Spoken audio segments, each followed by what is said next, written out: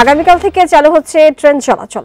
প্রথম চলবে মালবাহী ট্রেন, আর 13 আগস্ট থেকে চলবে মেইল এক্সপ্রেস এবং কমিউটার ট্রেন। বিকেলে বাংলাদেশ রেলওয়ের জনসংযোগ বিভাগের পরিচালক মোহাম্মদ নাহিদ হাসান খান বিষয়টি জানিয়েছেন। আর 27 দিন বন্ধ থাকার পর 15 আগস্ট থেকে সারা দেশে চলবে আন্তনগর ট্রেন। আর টিকিট বিক্রি হবে আগামীকাল বিকেল 5টা থেকে। তবে ক্ষতিগ্রস্ত হয় পারাবত এবং জামালপুর এক্সপ্রেস ট্রেন আপাতত বন্ধ থাকবে। এর আগে কোটা সংস্কার আন্দোলনের জেরে গত 18 জুলাই থেকে বিভিন্ন রুটের ট্রেন চলাচল বন্ধ হয়ে যায়। সরকারের কারফিউ জারির পর 19 জুলাই থেকে পুরোপুরি বন্ধ হয় ট্রেন চলাচল। এর মধ্যে গত 1 থেকে 3 আগস্ট পর্যন্ত সীমিত পরিসরে কমিউটার ট্রেন চলে।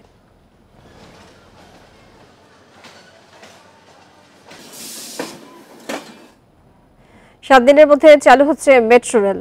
তার আগে পরীক্ষা নিরীক্ষা করবে কর্তৃপক্ষ। ঢাকা ম্যাস ট্রানজিট কোম্পানি লিমিটেডের ব্যবস্থাপনা পরিচালক MAN সিদ্দিক বিষয়টি নিশ্চিত করেছেন।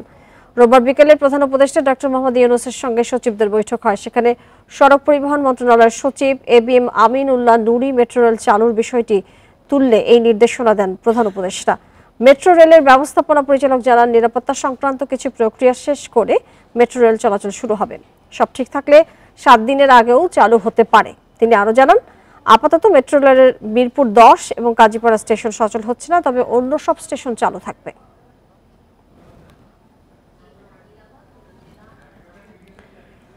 এলিভেটেড এক্সপ্রেসওয়েতে 23 দিন পর টোল আদায় শুরু হয়েছে। রোববার বেলা 3টা থেকে টোল দিয়ে যান চলাচল করছে। তবে আপাতত বনানী, মহাখালী এবং FDC সংলগ্ন র্যাম্প বন্ধ থাকবে। 18 জুলাই বনানী ও পরদিন মহাখালীতে এলিভেটেড এক্সপ্রেসওয়ের টোল প্লাজায় আগুন দেয় দুর্বৃত্তরা। তখন এক্সপ্রেসওয়েতে যান চলাচল বন্ধ হয়ে যায়। 5 আগস্ট শেখ হাসিনার পতনের পর টোল ছাড়াই এক্সপ্রেসওয়ে ব্যবহার করে জনগণ। এর 6 দিন পর শুরু হলো টোল আদায়। বিমানবন্দর থেকে শুরু হয়ে একে একে খুলে দেওয়া হয় টোল প্লাজাগুলো। চালু হওয়াতে যানজট থেকে আমরা অনেকটা ইয়ে করতে পারতেছি আর কি, আর তাড়াতাড়ি যাইতে পারতেছি। বন্ধ থাকার সময় অনেক ধরনের গাড়ি উঠছিল যেগুলো আসলে এলিভেটেড এক্সপ্রেসওয়েতে ওঠার কথা নয়, বাট এখন উঠে আমরা ভ্যাট দিতে পারছি, মানে টোল দিতে পারছি। এটা ভালো লাগছে, কারণ এটা তো আসলে দেশের সম্পদ। এই রুগী টুগি এবং মানুষ টানুষ যে জাম, প্রচুর জাম ঢাকা শহরে, ঠিক আছে, এলিভেটেডে চালু হওয়াতে অনেক ভালো হয়েছে। তবে বনানী ও মহাখালীর দুটি র্যাম্প পুড়ে যাওয়ায় সেগুলো বন্ধ রয়েছে।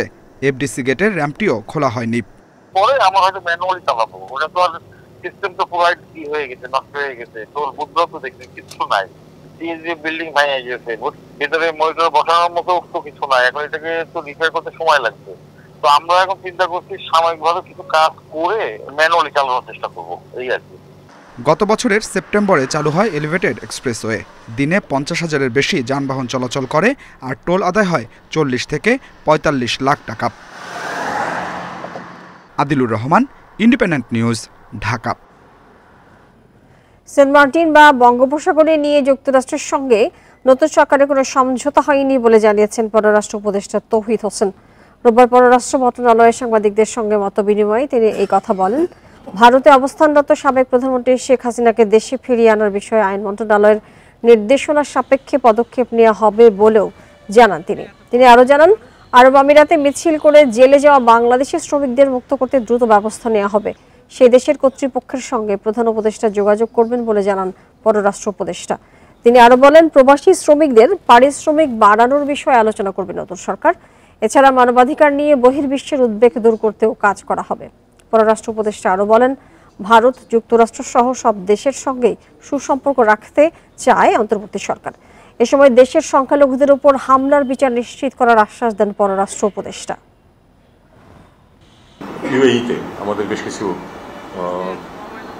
কর্মীকে ইনফ্যাক্ট শুধু আটক না, বিচার করে জেলও দেওয়া হয়েছে। তো এই বিষয়টা আমরা গভীরভাবে দেখছি, যেন তারা কিছুতেই সাফার না করেন সেটা চেষ্টা করা হচ্ছে। আমরা আশা করছি যে আজকে কালকের মধ্যেই চিফ অ্যাডভাইজার সাহেব সম্মতি দিয়েছেন যে উনি নিজে কথা বলবেন তাদের ঊর্ধ্বতন কর্তৃপক্ষের সাথে। বৃহস্পতিবারের মধ্যে পুলিশ সদস্যরা কাজে যোগ না দিলে চাকরিতে অনিচ্ছুক বলে ধরে নেবে সরকার।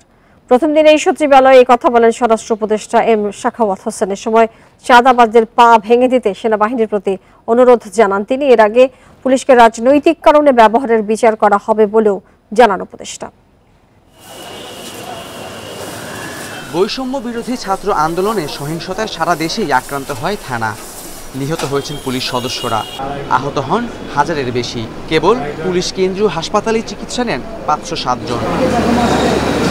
রোববার দুপুরে হাসপাতালটিতে আহতদের দেখতে যান স্বরাষ্ট্র উপদেষ্টা।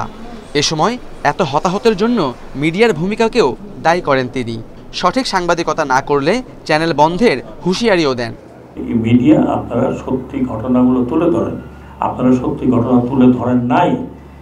আপনারা যদি ওই সময় সত্যি ঘটনা তুলে ধরতেন যে কি হচ্ছে, তাহলে আজকে পুলিশের এই অবস্থা হয় না। উপদেষ্টা বলেন, হত্যাযজ্ঞের দেশি ও আন্তর্জাতিক তদন্ত হবে, নির্দেশদাতা কাউকেই ছাড় দেয়া হবে না। পুলিশকে ব্যবহার করেছে তাদেরকে ধরেন। আমি চেষ্টা করব যে হুকুমদাতা যারা ছিল, দে শুড বি পানিশড। পুলিশকে আপনি আর পুলিশ লাঠিয়াল বাহিনীর মতো পরিচালিত করতে পারবেন না। I will insist police will be under police commission.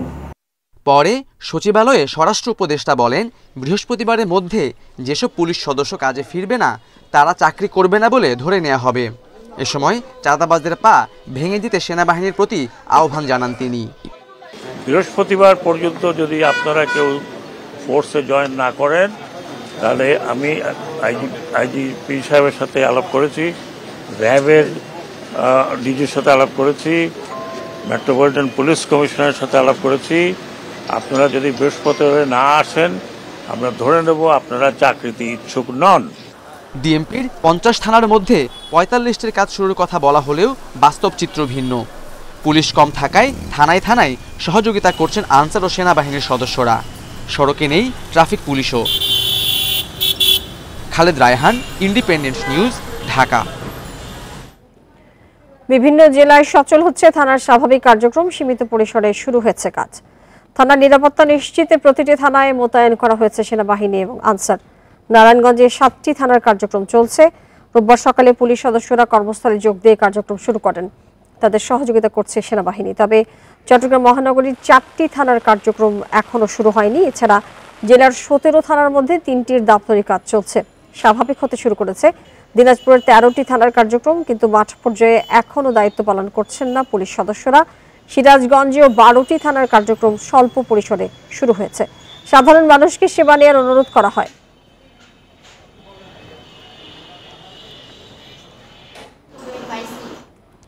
অন্তর্বর্তী সরকারের উপদেষ্টা হিসেবে শপথ নিলেন ডাক্তার বিধান রঞ্জন রায় এবং সুপ্রদীপ চাকমা। তাদের মধ্যে প্রাথমিক এবং গণশিক্ষা মন্ত্রণালয়ের উপদেষ্টা হয়েছেন বিধান রঞ্জন রায় আর পার্বত্য চট্টগ্রাম উপদেষ্টা সুপ্রদীপ চাকমা। এদিকে 25তম প্রধান বিচারপতি হিসেবে শপথ নিয়েছেন সৈয়দ রেফাত আহমেদ। বঙ্গভবনে তাদেরকে শপথ পাঠ করান রাষ্ট্রপতি। শনিবার দেশের 24তম প্রধান বিচারপতি হিসেবে ওবায়দুল হাসান পদত্যাগ করার পর 25তম প্রধান বিচারপতি হিসেবে ঘোষণা হয় সৈয়দ রেফাত আহমেদের নাম। জারি হয় প্রজ্ঞাপন। রোববার দুপুরে বঙ্গভবনের দরবার হলে আয়োজন করা হয় শপথ অনুষ্ঠানের। অন্তর্বর্তী সরকারের প্রধান উপদেষ্টা সহ শপথ নেওয়া অন্য সব উপদেষ্টার উপস্থিতিতে প্রধান বিচারপতিকে শপথ বাক্য পাঠ করান রাষ্ট্রপতি মোহাম্মদ শাহাবুদ্দিন।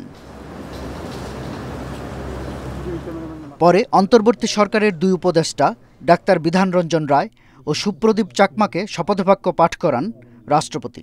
আমি বাংলাদেশের প্রতি অকৃত্রিম বিশ্বাস। এই 2 উপদেষ্টার শপথের মধ্য দিয়ে অন্তর্বর্তী সরকারের উপদেষ্টার সংখ্যা দাঁড়ালো 16 জনে। অপর উপদেষ্টা ফারুক আজম বীর প্রতীক দেশের বাইরে থাকায় তার শপথ এখনো বাকি। দেশে ফিরলেই ফারুক আজম শপথ নেবেন বলে জানা গেছে। শাহাদাত স্বপন, ইন্ডিপেন্ডেন্ট নিউজ, ঢাকা। পাকিস্তান সফরে 2 টেস্টের জন্য 16 সদস্যের দল ঘোষণা করেছে বিসিবি। আছেন সাকিব আল হাসান। গণ আন্দোলনে সরকার পতনের পর সাকিবের জাতীয় দলে থাকা নিয়ে সংশয় তৈরি হয়। ছাত্র আন্দোলনে নিশ্চুপ থাকায় দেশবাসীর সমর্থন হারিয়েছেন টাইগার তারকা। বিতর্ক থাকলেও নির্বাচকেরা অভিজ্ঞ সদস্যকে রেখে দল দিয়েছেন। সরাসরি পাকিস্তানি দলের সঙ্গে যোগ দেবেন তিনি। ফিটনেস নিয়ে সতর্কতায় টেস্ট থেকে বিরতি নেয়া তাসকিন আহমেদ ফিরেছেন। সবশেষ শ্রীলঙ্কা সিরিজে দল থেকে বাদ পড়েছেন শাহাদাত দীপু। এই দলের হয়ে পাকিস্তানে আছেন মুশফিক, মুমিনুল, জয়রা। বাকি সদস্যরা যাবেন সোমবার। রাওয়ালপিন্ডিতে প্রথম টেস্ট শুরু 30 আগস্ট।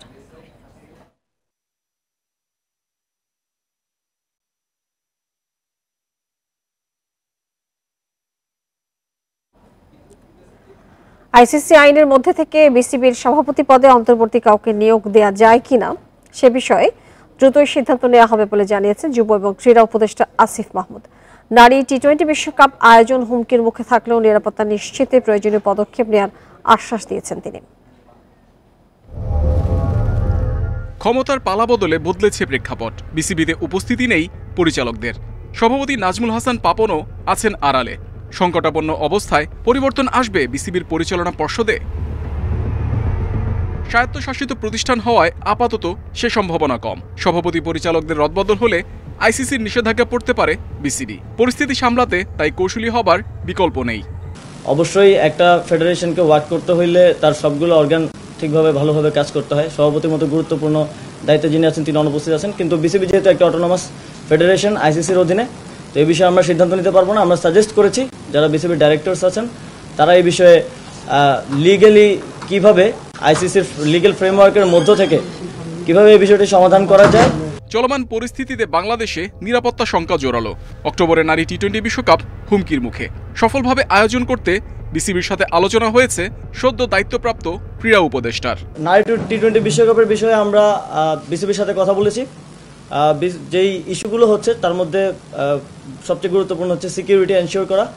সিকিউরিটি এনশিওর করার ব্যাপারে স্টেট লেভেল থেকে কিছু কাজ করার ব্যাপার আছে। ইউনুস স্যারের সাথে এই বিষয়ে বিস্তারিত কথা বলবো এবং তিনি একজন ক্রীড়াপ্রেমী মানুষ, তিনি অবশ্যই এটিতে আমাদেরকে সহযোগিতা করবেন।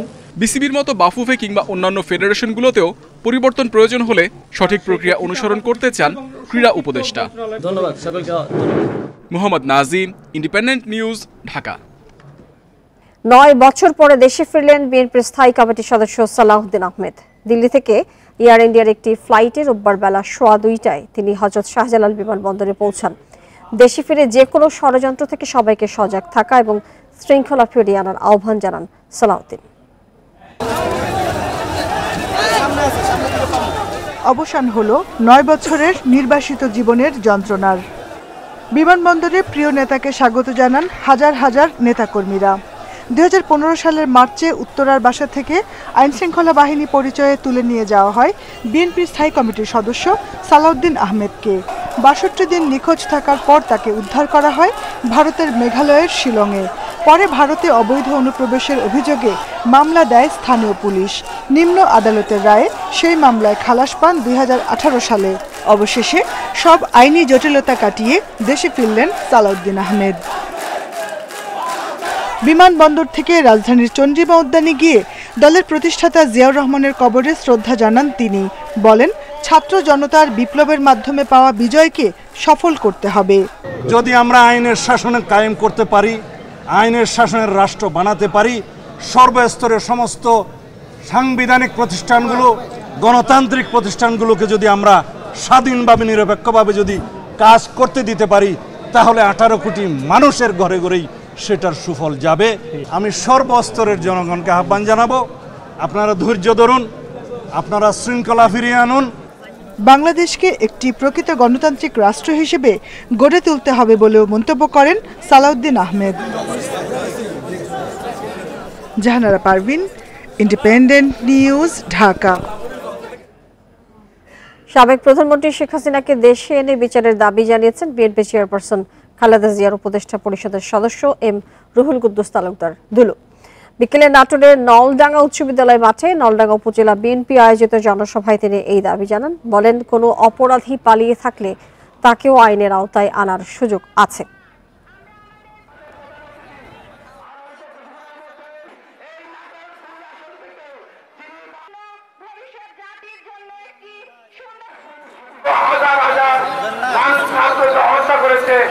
এই অপরাধে শেখ হাসিনাকে অতি সত্বর গ্রেফতার করে বাংলাদেশে ফেরত নিয়েছে, তাকে বিচারের মুখোমুখি করতে হবে।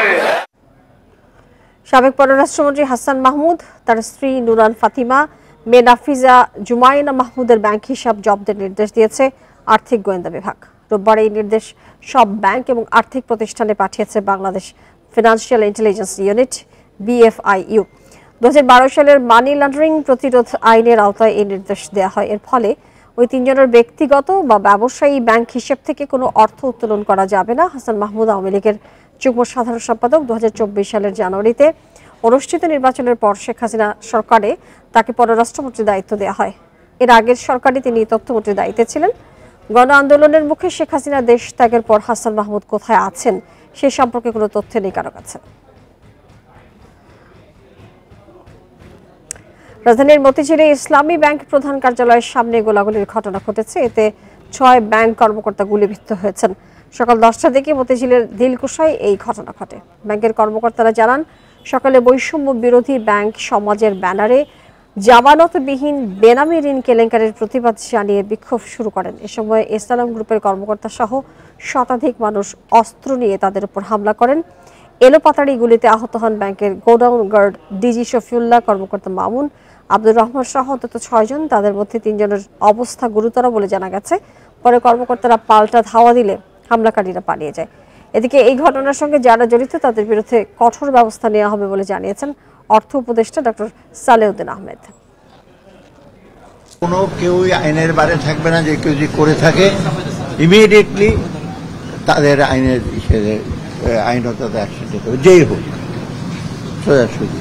কারণ কে করেছে না করেছে এটা আপাত দৃষ্টিতে যেটা করে থাকে। আমি তো এককালে ম্যাজিস্ট্রেট ছিলাম, ধরপাকড় তো আমাদের সময় তো কম করি না, আমরা যে করেছে তাকে ধরে, তারপরে কে করেছে না করেছে, কিন্তু যারা ডিস্টার্ব ক্রিয়েট করেছে কেউ, নোবডি ইজ অ্যালাউড। এক সপ্তাহের মধ্যে দ্রব্যমূল্য ক্রয় সীমার মধ্যে না এলে বাণিজ্য মন্ত্রণালয়ের অধীন 13টি প্রতিষ্ঠানের প্রধানকে পদত্যাগ করতে হবে, এমন আলটিমেটাম দিয়েছে বৈষম্য বিরোধী ছাত্র আন্দোলন। রোববার রাজধানীর কারওয়ান বাজারে ভোক্তা অধিকারের সাথে মত বিনিময়ে আলটিমেটাম দেন তারা। বাজারে নৈরাজ্য বন্ধে শিক্ষার্থীদের সাথে রাখবে ভোক্তা অধিদপ্তর। নিত্যপণ্যের অস্বাভাবিক দামে অতিষ্ঠ সাধারণ মানুষ। সরকার পরিবর্তনের পর পণ্যের দাম নিয়ন্ত্রণে মাঠে নামে সাধারণ শিক্ষার্থীরা। এরই ধারাবাহিকতায় রোববার ভোক্তা অধিকার সংরক্ষণ অধিদপ্তরের কার্যালয়ে মতবিনিময় সভা হয়। এতে অংশ নেন বৈষম্য বিরোধী ছাত্র আন্দোলনের প্রতিনিধিরা। সভায় 1 সপ্তাহের মধ্যে নিত্যপণ্যের দাম যৌক্তিক পর্যায়ে নামিয়ে আনতে বাণিজ্য মন্ত্রণালয়ে 13টি সংস্থাকে আলটিমেটাম দেয় ছাত্ররা। না হলে ওই সব সংস্থার কর্মকর্তাদের পদত্যাগ করতে হবে। এ সময় বাজারে চাঁদাবাজি ও দখলদারি বন্ধ সহ বেশ কিছু দাবি তুলে ধরে ছাত্ররা। যে আগামী 1 সপ্তাহের ভিতরে যদি বাংলাদেশের এই যে দ্রব্যমূল্যের পরিস্থিতি, এই দ্রব্যমূল্যের পরিস্থিতি নিয়ন্ত্রণে আপনারা জনগণের কাছে সন্তোষমূলক ব্যবস্থা গ্রহণ করতে না পারেন, তাহলে আপনারা পদত্যাগ করবেন। ভোক্তা অধিদপ্তরের মহাপরিচালক জানান, বাজার সিন্ডিকেট ভাঙ্গা এবং কর্পোরেট গ্রুপগুলো সহ অসাধু ব্যবসায়ীদের নৈরাজ্য বন্ধে শিক্ষার্থীদের নিয়ে কাজ করা হবে। তোমাদের যে সাহস, অকুতোভয়, সেই জায়গায় তোমরা দেশটাকে যে পরিবর্তন এনেছো, সেই পরিবর্তনের জন্যই আমরা তোমাদের সাথে কীভাবে কাজ করতে পারি সেটি আমাদের আজকের মিটিংয়ের মূল প্রেক্ষাপট। বাজার ব্যবস্থাপনার অনিয়মের নানা তথ্য ছাত্রদের জানানো হবে বলেও জানায় ভোক্তা অধিকার সংরক্ষণ অধিদপ্তর। Shahid Ahmed, Independent news, Dhaka. আর এই ছিল বিরতির সংবাদ, রাত 9টায় বাংলাদেশে। আরো বিস্তারিত জানতে চোখ রাখুন ফেসবুক, ইউটিউব এবং এক্সে। ধন্যবাদ সবাইকে সাথে থাকার জন্য।